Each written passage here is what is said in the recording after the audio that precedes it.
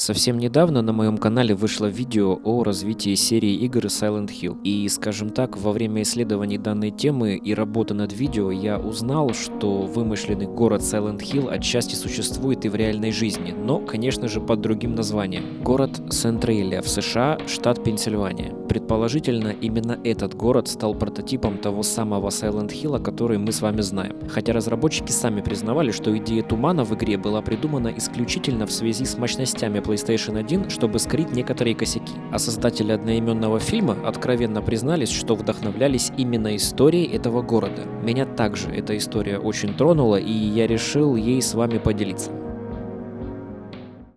Этот город горит уже 58 лет. Началось это в 1962 году. Но мы заглянем в конец 19 века, когда в городе обосновалась группа ирландских эмигрантов Молли Магуайрс, которые прославились своей жестокой борьбой за месторождение угля в Пенсильвании. Организация Молли Магуайрс действовала в районах антрацитовых угольных полей Пенсильвании, по крайней мере, со времен биржевого краха 1873 года, вплоть до ее падения вследствие серии арестов, судов, казней, состоявшихся в период с 1876 по 1978 год. Члены этой банды были обвинены в убийствах, поджогах, похищениях и других преступлениях на основании заявлений президента Пенсильванской железной дороги Франклина Гоуэна и свидетельств Джеймса Макпарланда, частного детектива, сумевшего внедриться в их организацию. История Молли Магуайр, с одной стороны, представляется как разгром тайного движения, мотивируемого персональной местью, с другой стороны, как борьба между организованными рабочими и крупным промышленным капиталом. Был даже снят художественный фильм об этих ребятах с одноименным названием. Главные роли исполнили Шон Коннери и Ричард Харрис.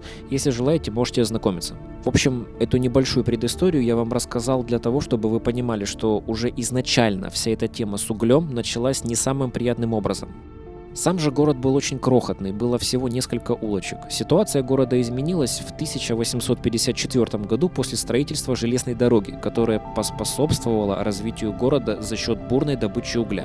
Никто и предположить не мог, что уголь, который принес богатство городу, станет причиной его уничтожения. На 100% никто не может дать ответ, с какого хрена вообще начался подземный пожар. Были даже сторонники теорий заговора, которые говорили о планах тайного правительства, сторонники религиозных теорий о конфликте властей и местной церкви. Кто-то даже высказывал мнение, что город загорелся из-за неудачного запуска фейерверков на 4 июля. Но самая же правдоподобная теория связана с празднованием Дня памяти в США 28 мая 1962 года. Ее же по сути и придерживается Департамент защиты окружающей среды, так что по сути это официальная версия. Для очистки Сент-Рейлии от вони городская администрация наняла несколько пожарных. Те должны были сжечь мусор на свалке, расположенной на развалинах одной из шахт. В штате Пенсильвания это было незаконным, но власти хотели лучше подготовиться к национальному празднику. Да уж, подготовились так подготовились. В итоге 27 мая пожарные начали все это дело выполнять, подожгли весь мусор, чтобы убрать вонь. Проблемы начались во время тушения. Огонь никак не гас. Пожар быстро распространился по сети тоннелей под городом, и горожане уже не могли его остановить.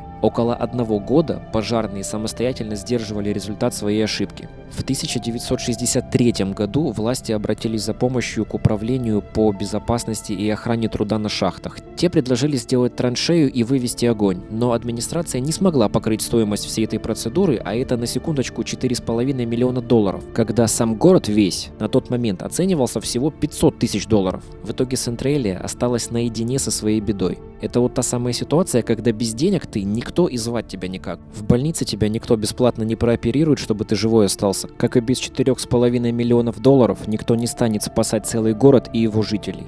Вот как-то так и живем. Год за годом жители все отчетливее понимали, что живут над большим пожаром. Горожане жаловались на головные боли, удушье, овощи в огородах горели, там даже батареи или какие-либо обогреватели зимой стали вообще просто не нужны. И в начале 70-х годов люди стали постепенно покидать свой родной город. В 1979 году владелец местной заправочной станции проверил температуру подземных резервуаров и увидел на термометре 78 градусов. Он немедленно убрал из них топливо и бросил АЗС. Вскоре ее снесли, и это была первая заметная жертва горящего города. Потом асфальт на шоссе начал трескаться, и из-под земли периодически появлялись гейзеры. В 1981 году из-за подземного пожара едва не погиб 12-летний парень. На заднем дворе дома появилась почти 50-метровая воронка, от падения в которую мальчик спас старший брат. Тесты возле воронки, которая по итогу оказалась обвалившейся шахтой, показали смертельный уровень угарного газа. Инцидент привлек внимание журналистов, а Сентралии писали статьи и снимали репортажи СМИ по всей стране. По всему городу появились предупреждающие таблички, а сотрудники различных департаментов США проводили замеры температур и уровня химикатов. По всему городу пробурили более 2000 скважин, чтобы снизить давление. Из-за испарений поселение окутала легкая дымка. Со временем уже все поняли, что город обречен. Дальше уже тянуть буквально было некуда. Власти штата предложили выкупить землю и дома у жителей, а горожан переселить в другое место. Но и к 1992 году этот самый процесс совершился. Тысячи людей отправились подальше от горящей Сентралии, и более 500 домов было снесено. Не все тогда уехали из родных земель, но город практически полностью опустел. Осталось только кладбище, несколько домов и церковь, которая практически не пострадала. В 2002 году почтовая служба США забрала у Сентралии индекс. Переселение обошлось в $42 миллиона. Теперь, ребята, вспомните про траншею, которую можно было установить в 60-е годы всего лишь за $4,5 миллиона. Тогда даже были неплохие шансы спасти город. Но на это все просто забили болт. В итоге теперь и целый город сгорел к ебеням, и на переселение у государства ушло в 10 раз больше. Хочется верить, что эта история хоть кого-то, хоть чему-то научила.